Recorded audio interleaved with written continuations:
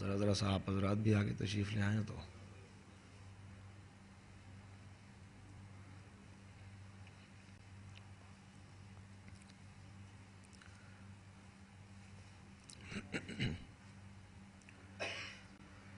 فاتحہ.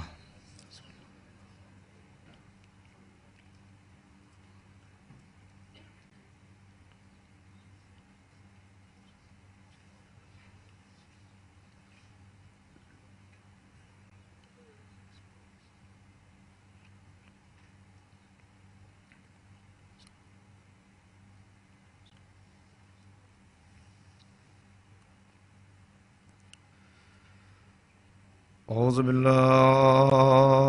من الشیطان اللعین الرجیم. بسم اللہ الرحمن الرحیم. الحمد للہ رب العالمین والصلاة والسلام علی سید الانبیاء والمرسلین نبینا و شفیع ذنوبنا و طبیب قلوبنا ابی القاسم محمد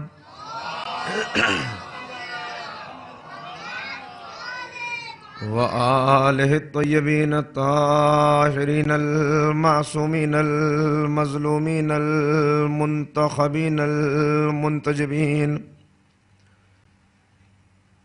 اما بعد فقد قال اللہ تبارک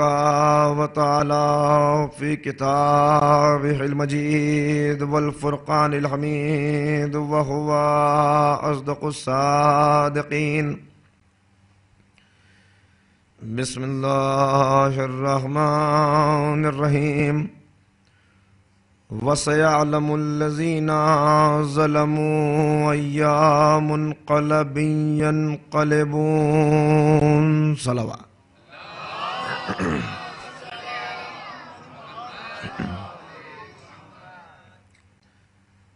برادران ایمانی،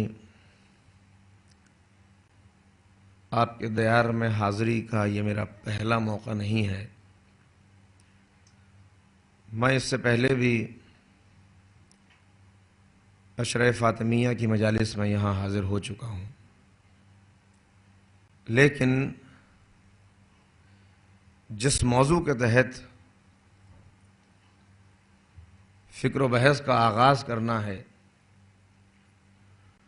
وہ موضوع انتہائی حساس بھی ہے اور بہت اہم بھی ہے. اس لیے کہ جس شخصیت کے متعلق ہمیں یہاں گفتگو کرنا ہے وہ ایسے مرد مجاہد کا تذکرہ ہے کہ جس نے اپنی مردانگی کے نہ مٹنے والے نقوش تاریخ کے سینے پر چھوڑے ہیں.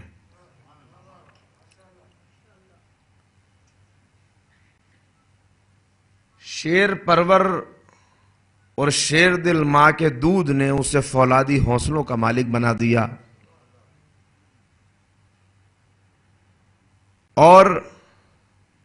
مولائے متقیان حضرت علی ابن ابی طالب علیہ السلام کے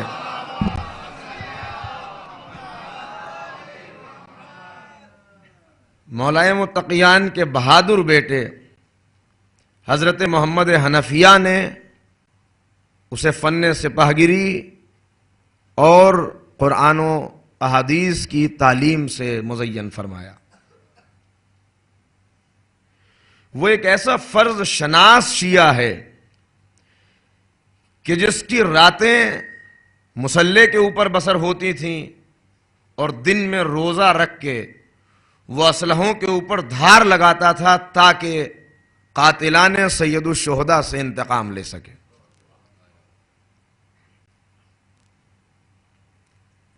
اگر 10 محرم 61 ہجری کو وہ کربلا میں ہوتا تو حبیب ابن مظاہر اور مسلم ابن وسجہ کی طرح وہ بھی جنگ کرتا ہوا خاک کربلا کو اوڑھ کے فرات کے کسی کنارے پہ سو گیا ہوتا. لیکن اس وقت وہ ابن زیاد کی قید میں تھا. مگر قید میں رہنے کے باوجود اس نے اپنی کلائیوں کی ہڈیوں سے لوہے کی زنجیروں کو توڑ کے یہ بتایا کہ اگر علی والے دل سے مولا علی کا نام لیں تو پھر اس کے بعد کوئی قید ان کے لیے قید نہیں رہ جاتی، اور پھر وہ مجبور نہیں ہوتے بلکہ مختار ہوتے ہیں۔ ذرا ایک صلوات مل کے بآواز بلند آپ حضرات پڑھیں۔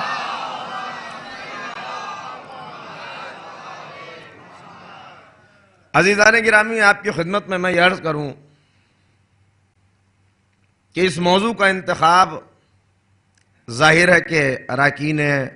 انجمن نے اگر کیا ہے تو کچھ سوچ کر کیا ہوگا،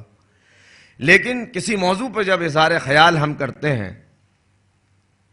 تو پہلی بات یہ ہوتی ہے کہ اس موضوع کے کچھ مقاصد ہوتے ہیں۔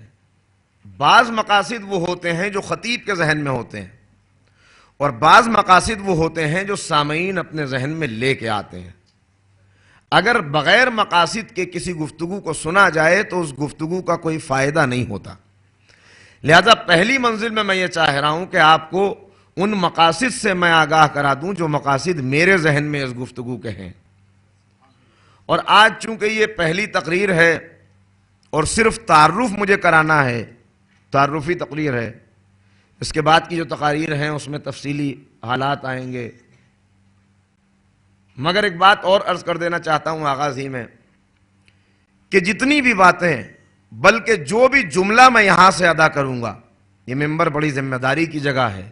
اور میں نے عرض کیا کہ یہ گفتگو انتہائی حساس گفتگو ہے، لہذا ہر جملے کے پیچھے کوئی نہ کوئی حوالہ موجود ہے، کوئی نہ کوئی سند موجود ہے، لیکن یہاں سے اگر میں ہر حوالے اور ہر سند کو دینے لگوں تو اس کا نتیجہ یہ ہوگا کہ ایک تو گفتگو میں ایک خلل پیدا ہوگا، درمیان میں ٹوٹ جائے گی گفتگو، اور دوسری بات یہ ہوگی کہ وقت ہمارے پاس کم ہے۔ یہ 10 مجالس کا جو انعقاد کیا گیا ہے، ان 10 مجالس میں مجھے اس گفتگو کو مکمل بھی کرنا ہے، اس موضوع کے لیے یہ 10 مجالس کم ہیں، لہٰذا وہ حوالے میں یہاں سے نہیں دوں گا، جو اہم حوالے ہیں وہ ضرور گفتگو کے دوران آ جائیں گے۔ اگر کسی بھی چیز کے متعلق آپ کو یہ محسوس ہوتا ہے کہ یہ چیز کہاں سے پڑھی گئی تو میں یہیں پہ موجود ہوں، 10 دن میرا یہاں پہ قیام ہے، یہاں سے اگر میں چلا بھی جاؤں تو اب یہ دنیا ایک گلوبل ولیج بن چکی ہے، رابطہ کرنا کوئی مشکل نہیں ہے، آپ ای میل کے اوپر، فون کے اوپر رابطہ کر سکتے ہیں، خط و کتابت کر سکتے ہیں۔ میں ہمیشہ ہر سوال کا جواب دینے کے لیے جو اس موضوع سے متعلق ہے حاضر ہوں، بلکہ استقبال کروں گا ہر اس سوال کا کہ جو اس موضوع سے متعلق آپ کریں گے، مگر یہاں سے یہ توقع نہ کریں کہ سارے حوالات جات دیے جا سکیں گے، اس لیے کہ وقت بھی کم ہے اور تسلسل کو ٹوٹنے بھی نہیں دینا۔ اب متوجہ ہیں آپ حضرات، تو ایک بآواز بلند صلوات پڑھ دیجئے، آغاز گفتگو۔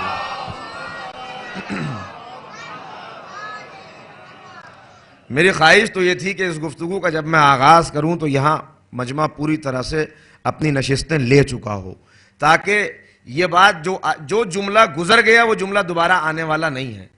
اور آج کی مجلس کو جس نے نہیں سنا پھر اس کے لیے آئندہ کی تقاریر کو سمجھنا بڑا مشکل ہوگا،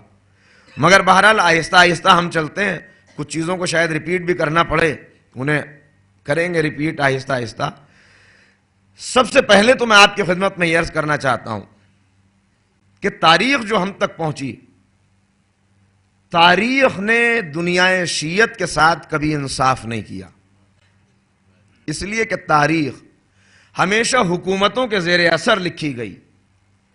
تاریخ کے لکھنے والوں کی خواہش یہ ہوتی تھی کہ وہ حکومتوں کے منظور نظر رہیں،